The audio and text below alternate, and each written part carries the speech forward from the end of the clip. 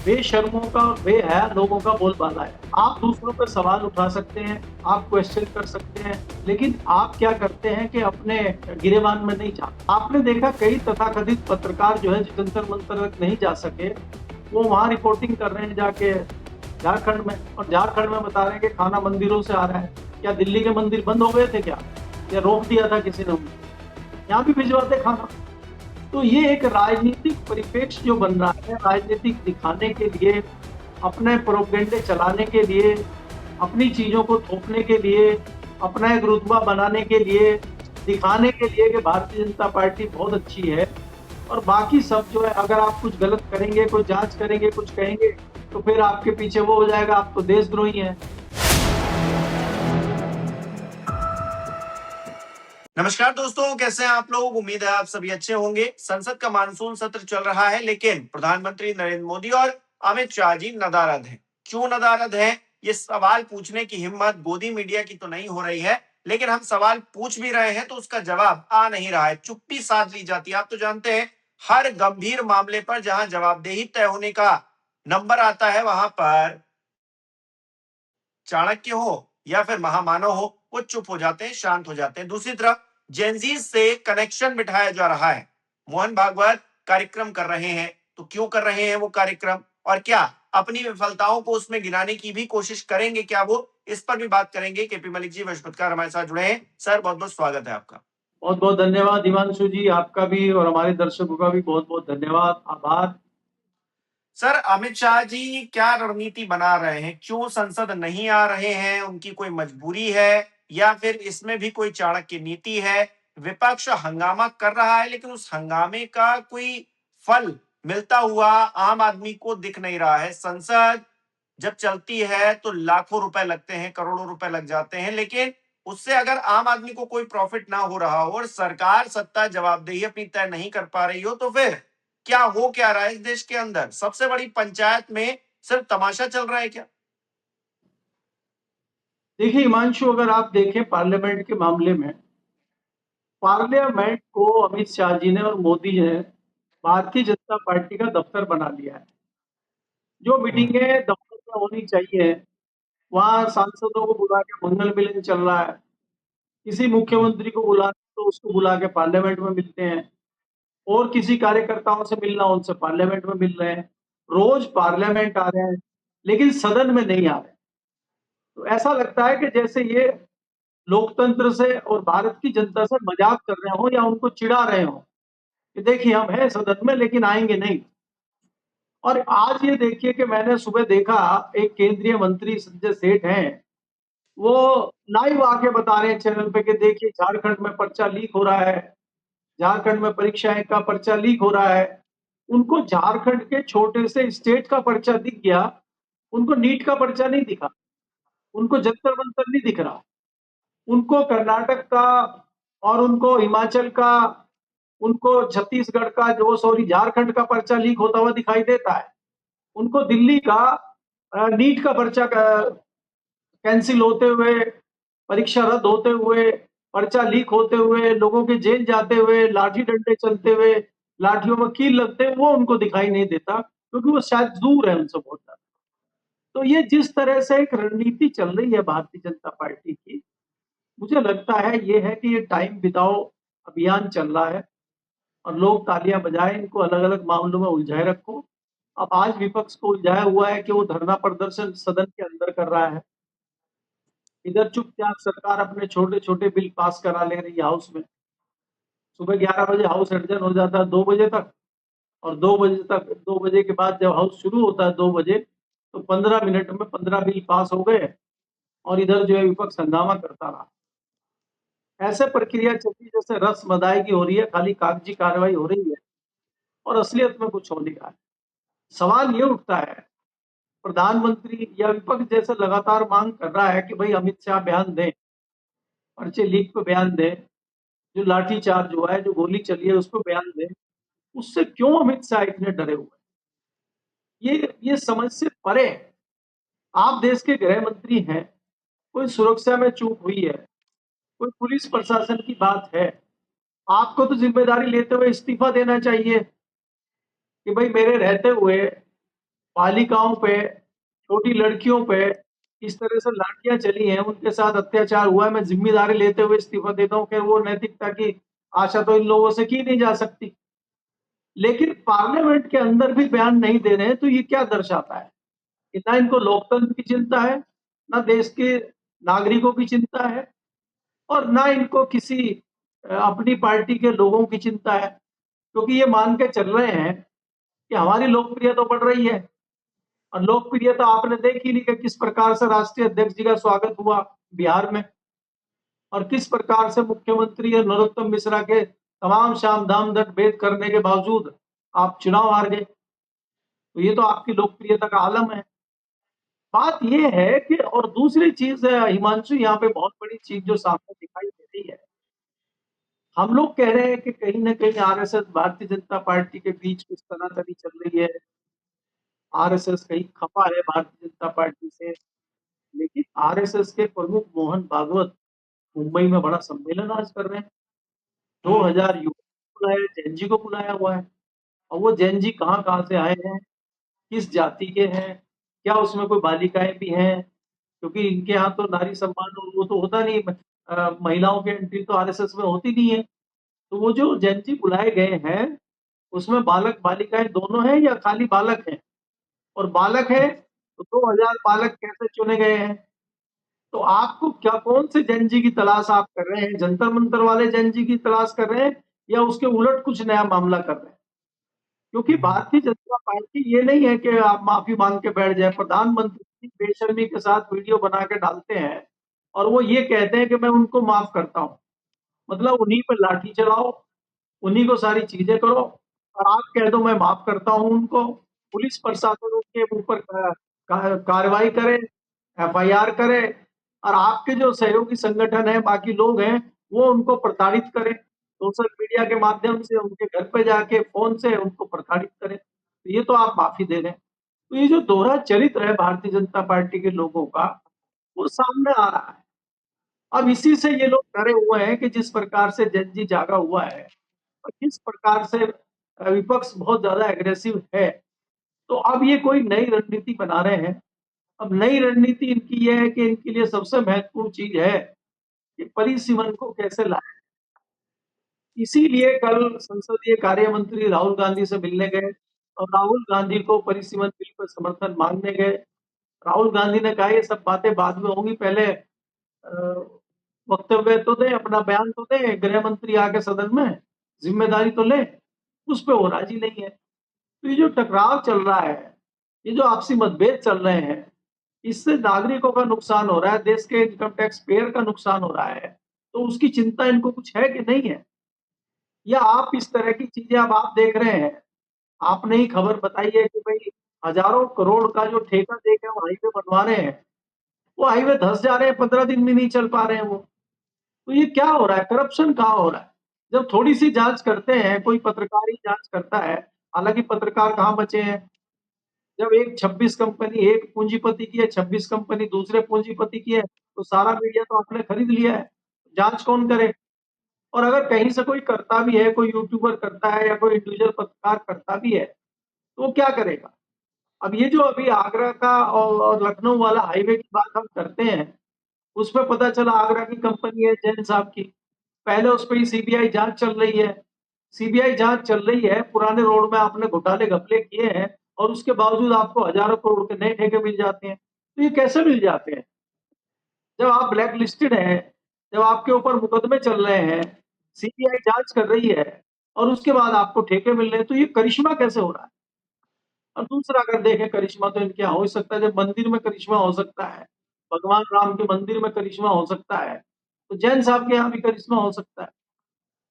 जी। हम्म।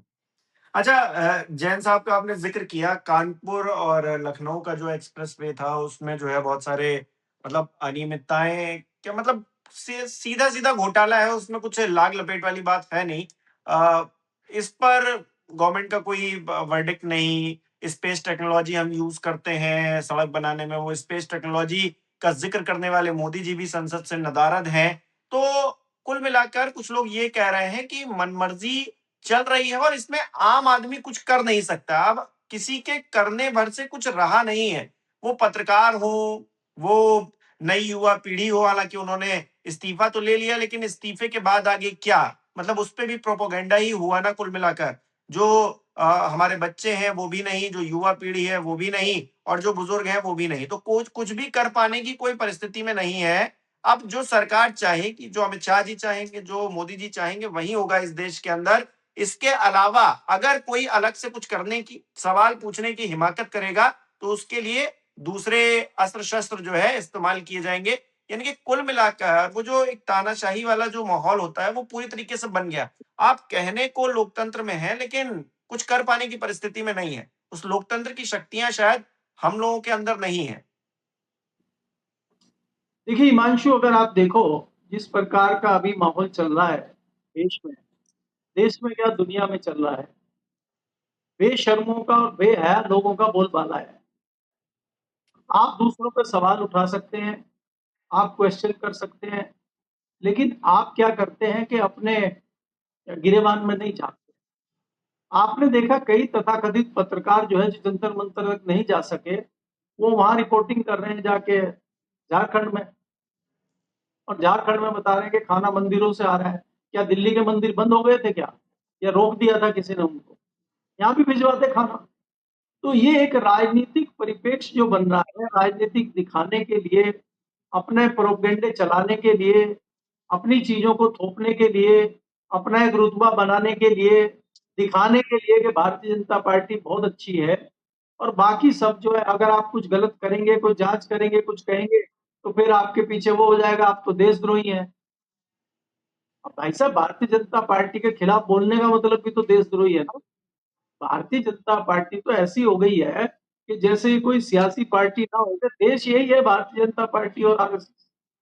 अगर आप अभी आरएसएस देखा के था बारे हमने उत्तर प्रदेश विधानसभा में, वो योगी जी का एक पोस्टर दिखा दिया तो उनको बाहर का रास्ता दिखा दिया गया और कहा गया कि आप ऐसा नहीं कर सकते। अब योगी जी का पोस्टर अगर हम दिखा भी रहे हैं, चलिए ठीक है, अगर हम सदन की जो एक व्यवस्था है उससे अलग कुछ कर भी रहे हैं, तो आप हमें उठाकर बाहर कर देंगे। मतलब ये अधिकार उनका है, लेकिन क्या ये सही है? क्या आवाजों को दबाया नहीं जा रहा है, इस बात से इनकार कर दिया जाएगा क्या? देखिए हिमांशु, अगर कोई भी किसी सदन का सदस्य है, जनता ने उसको इसीलिए चुन के भेजा है कि सदन में वो उनकी आवाज उठाएगा, उनकी परेशानियों को उठाएगा, और उसका निराकरण वहां पे होगा। सरकार के समक्ष कई ऐसी बातें आएंगी जो सरकार का ध्यान नहीं है, उसका ध्यान आकर्षित करने के लिए जनता चुन के अपने प्रतिनिधियों को सदन में भेजती है। और अगर सदन में कोई सवाल उठा रहा है, कोई पूछ रहा है, और सरकार उसका जवाब नहीं दे रही है, तो वो वहां पे विरोध कर सकता है सरकार का। विरोध के तमाम अलग अलग तरीके हैं। तो वो कोई बहुत बड़ा तरीका उसने कर दिया था, बहुत उलट कुछ ऐसा है संसदीय कर दिया था, मुझे तो नहीं लगता है। जैसा कि हमने देखा भाई, योगी जी का फोटो अगर वो दिखा रहे हैं, तो योगी जी संत हैं, भगवान है, इसलिए तो नहीं दिखा रहा है वो इसलिए दिखा रहा है कि योगी जी मुख्यमंत्री हैं। अब योगी जी के अगर आप रूप गिनने निकलेंगे, योगी जी तो साधु भी हैं, योगी जी तो संत भी हैं, योगी जी तो मठाधीश भी हैं, लेकिन हमें ये नहीं भूलना चाहिए ना कि वो एक सियासी दल के नेता भी हैं। हमें ये नहीं भूलना चाहिए ना कि वो मुख्यमंत्री भी हैं। तो मुख्यमंत्री होने के नाते अगर आप एक पूर्व मुख्यमंत्री को टोटी चोर कह सकते हो, तो आपको भी कल को चोर डकैत कहेंगे। आप ये थोड़े ना कि संत का चोला पहन के आप बच जाएंगे। आप पप्पू यादव को संत का चोला पहनने से, भगवा पहनने से सनातन धर्म का अपमान हो जाता है। और आप अगर कोई कुतर्क कर रहे हैं और आप कुछ इस तरह की चीज कर रहे हैं, तो आपको कुछ नहीं होगा। क्यों नहीं होगा भाई? आप भी तो सियासी दल में है, आप भी तो राजनीति कर रहे हैं। आपके अंडर में कई सारी गलत चीजें हो रही हैं, करप्शन हो रहा है, भ्रष्टाचार हो रहा है, चोरी डकैती हो रही है। तो इसके जिम्मेदार तो कहीं ना कहीं आप भी हैं। अगर आप एक्शन नहीं लेते हैं, तो आप पे क्यों नहीं सवाल उठेंगे? और वो अगर सदस्य था, तो वो सदस्य आलू की माला पहन के आया है, तो ये किसका प्रतीक है? एक व्यक्ति विरोध प्रदर्शन कर रहा है, वो हाथ में कोई बोरा लिया हुआ है फसल के किसी चीज का, गले में आलू की माला पहने हुए, तो वो जताना चाह रहा है कि आलू किसान की हालत बहुत खराब है, और सरकार को आलू किसानों पे संज्ञान लेना चाहिए, उनकी समस्या का हल करना चाहिए। जो किसान बर्बाद हो रहा है, जो महंगा बीज ले रहा है, फसल को महीनों उसकी देख रेख करता है, और बाद में जब वो फसल निकालता है, देखता है तो उल्टा उसको फायदे की बजाय नुकसान हो रहा है। तो जो बर्बाद हो रहा है किसान, अगर उसकी आवाज कोई सदन में उठा रहा है तो आप उसको बाहर निकाल देंगे और हाउस ही बंद कर देंगे आप 2 दिन चला के। ये क्या तरीका है? तो यही तो तानाशाही का सिग्नल है कि हमारी तानाशाही है, हम ना किसी की बात सुनेंगे और जो चाहेंगे करेंगे। तो यही हम्म। लखनऊ में चल रहा है और यही दिल्ली में चल रहा है। अब अगर कोई ये सवाल पूछे दिल्ली में, हिमांशु जी जी, जी। अगर कोई सवाल पूछे, क्या दुर्भाग्य है देश का कि भाई हफ्तों से प्रधानमंत्री नदारद है, मुख्यमंत्री सदन से नदारद है, और ऐसा नहीं है कि बीमार है, कहीं किसी परिस्थितियों में फंसे हुए हैं, कहीं विदेश गए हैं जरूरी काम से, वहीं छाती में मूंग दल रहे हैं, वहीं है सदन के अंदर, और सदन को बैंक्वेट हॉल बना दिया है। मंगल मिलन चल रहा है। हमने कहा होली मिलन भी कर लो, फिर वहां होली मिलन कर लो, दूसरे जो त्योहार आते हैं वो कर लो। आपके यहाँ तो गुरु पूर्णिमा आती है, उसका भी वहीं पे करो, टेंट लगा के पार्लियामेंट में। और बस इधर ये सदन की कार्रवाई और जो ये सदन है इसको बंद कर दो। तो अगर ये हम्म। देश के साथ मजाक चल रहा है और देश के लोगों को फिर भी समझ में नहीं आ रहा है, और अगर कोई विरोध करता है उसको देशद्रोही ठहराया जा रहा है, तो ये तो बेशर्मी की पराकाष्ठा है। इस पे तो कुछ भी कहना मुझे लगता है बेकार। हुँ, हुँ, हुँ। और कोई कुछ कहेगा तो फिर उसको पलट के जवाब दिया जाएगा और ट्रोल आर्मी तो तैयार है ही। आपको लग रहा है सर अमित शाह जी नहीं आ रहे हैं या फिर मोदी जी नहीं आ रहे हैं तो विपक्ष का एक बहुत बड़ा कंट्रीब्यूशन है इसमें मतलब ये जो डर है गुजरात लॉबी के भीतर, इसके लिए कांग्रेस पार्टी जो प्रेशर बना रही है या युवाओं ने जो प्रेशर बनाया, वही वजह है, कुछ और वजह नहीं है। कोई चाणक्य नीति नहीं लग रही है, नहीं आएँगे हम। देखिए हिमांशु, अगर इसमें आप देखा जाए जितनी ये चीजें पिछले दिनों हुई हैं, इसमें हुँ, हुँ। हालांकि कई लोगों ने लगातार सवाल भी उठाए हैं, बीच बीच में उठते रहे। हमने भी कहा था कि भाई जिस प्रकार से दीप के एकाएक आए और उनका स्वागत दिल्ली पुलिस ने एयरपोर्ट पे किया और उनको एयरपोर्ट पे ले जाके परमिशन दे दी, तो ये बिना प्रशासन के, बिना अमित शाह की नॉलेज के तो हुआ नहीं है। दूसरी बात ये है कि बाद में वो मामला बढ़ता गया, तो शक ये भी कई लोग जता रहे हैं कि क्या वो मंदिर मुद्दे से ध्यान भटकाने के लिए था क्या? कुछ लोग उसके पीछे अरविंद केजरीवाल का हाथ भी बताते हैं कि अरविंद केजरीवाल ने सारा मामला प्रायोजित किया। दूसरी बात, परिस्थितियां ऐसी बन गई हैं कि जब कांग्रेस युवाओं का सम्मेलन कर रही है, युवा कांग्रेस लगातार प्रदर्शन कर रही है और छात्रों की गूंज के नाम से कांग्रेस एक बड़ा प्रोग्राम चला रही है, तो उसकी हवा निकालने के लिए कुछ ये षड्यंत्र किया गया क्या? इस तरह की चर्चाएं भी दिल्ली में हैं। हालांकि वो सामने आएंगी चीजें थोड़े समय के बाद, लेकिन आज तो यही है। और राहुल गांधी का भी अगर आप देखोगे जिस तरह से वो एग्रेसिव हुए हैं पिछले दिनों, आपने देहरादून में उनकी परमिशन कैंसिल कर दी, अभी पिछले दिनों इलाहाबाद में उनकी परमिशन कैंसिल कर दी प्रोग्राम की। तो आप किसी चीज को अगर दबाव से या धक्के से रोकना चाहते हैं तो उसको आप जितना रोकते हैं, जैसे किसी फिल्म के ऊपर आप प्रतिबंध लगाते हैं तो वो फिल्म ज्यादा देखी जाती है, सुपरहिट होती है। अगर आप उसको नॉर्मली होने देंगे शायद उसके इतने इम्पैक्ट ना हो। यही यही चीज मैं जंतर मंतर पे कहता हूँ कि अगर सरकार इतनी हठधर्मिता ना करती तो शायद युवा इतने आक्रोशित नहीं होते। तो ये एक प्रक्रिया रहती है कि अगर आप किसी चीज को दबाना चाहते हैं तो वो दुगनी शक्ति से उभर के आती है।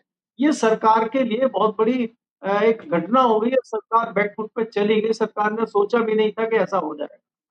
दूसरा, जिस प्रकार से विपक्षी दल के नेता राहुल गांधी ने झटका दिया, बिना प्लानिंग के, बिना कहीं लीक किए, वो एकाएक प्रधानमंत्री के घर के सामने धरना दे बैठ गए, और वहां पे जब 2 मंत्री उनसे बात करने आए तो उन्होंने उनको नकार दिया कि आपसे क्या बात करनी, या तो मोदी जी खुद बात करेंगे और या अमित शाह बात करेंगे। तो उनको कोई उनकी बात पर संज्ञान नहीं हुआ और फिर उन्होंने पुलिस बल के लाके उनको अरेस्ट किया, उनको हटा दिया। अगर राहुल गांधी 24 घंटे वहां बैठ गए होते तो तस्वीर कुछ दूसरी बन जाती। तो ये जो दबाव है, और इनको भी ये खतरा लग रहा है कि अगर राहुल गांधी तुम्हारे घर के सामने बैठ सकता है, तो वो पार्लियामेंट में भी कुछ कर सकता है।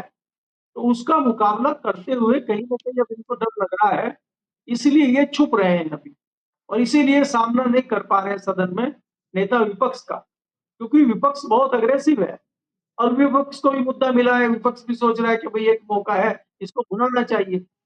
देश के सबसे बड़े प्रदेश में चंद महीनों के बाद चुनाव है, उत्तर प्रदेश सबकी नज़र में है, और जिस प्रकार से भारतीय जनता पार्टी हारी है बिहार में, और मध्य प्रदेश में, तो उससे विपक्ष एक मौका ढूंढ रहा है, उसको लग रहा है ये बहुत अच्छा मौका है और राजनीतिक रूप से इसको लपका जा सकता है। तो इसलिए वो भी अपनी कोशिश कर रहे हैं और उसी के हालात को देखते हुए उत्तर प्रदेश में भी जो आप सरगर्मी तमाम देख रहे हैं, वो चुनाव के मद्देनजर है। जैसे-जैसे चुनाव नज़दीक आता जाएगा, ये सरगर्मी बढ़ती जाएगी।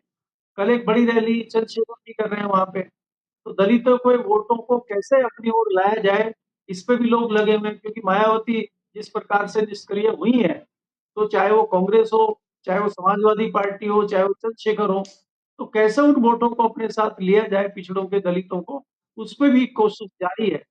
और उस रेस में मुझे लगता है कि चंद्रशेखर आज़ाद जो है वो काफ़ी आगे चल रहे हैं। इस प्रकार से अगर हम देखें मध्य प्रदेश में तीसरे नंबर पे उनकी पार्टी रही है।